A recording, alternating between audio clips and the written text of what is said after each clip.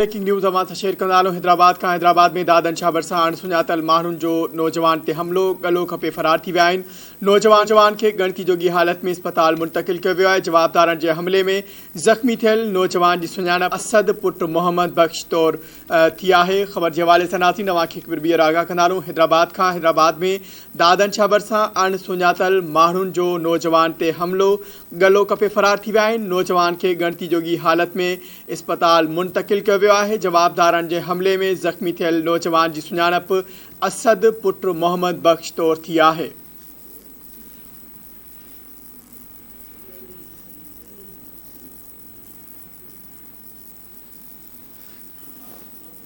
ख़बर के हवाले से नाज़रीन अवांखे आगाह करे रहिया आहियूं। या ब्रेकिंग न्यूज़ अवां सां हिकु ॿीहर शेयर कंदा हलूं। हैदराबाद में दादन शाह भरिसां अणसुञातल माण्हुनि जो नौजवान ते हमिलो थियो आहे, गलो खपे फरार थी विया आहिनि। तफ़सील मालूम कंदासीं। नथूराम असां सां लाइन ते मौजूदु आहे।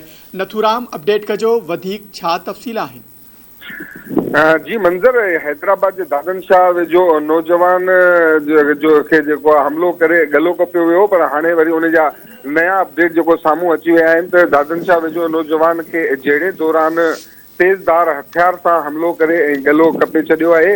ज़ख़्मी नौजवान खे सिविल अस्पताल हैदराबाद मुंतक़िल कयो वियो, जिते नौजवान जी सुञाणप 30 सालनि जे असद वल्द मोहम्मद बख्श बोराणो तौर ते थी आहे।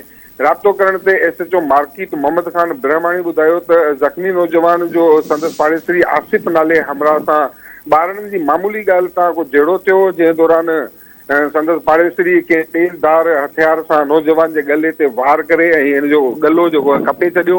नौजवान खे जेको आहे सिविल अस्पताल हैदराबाद मुंतक़िल कयो, जिते हुनजी हालत जेको आहे ॻणती जोगी हुअण सबबि हिन वक़्तु जेको आहे उनखे हितां खां सिविल अस्पताल कराची जेको आहे अपडेट करण लाइ अवां जी वॾी महिरबानी। नथूराम नाज़रीन असांखे हैदराबाद खां अपडेट करे रहियो हो।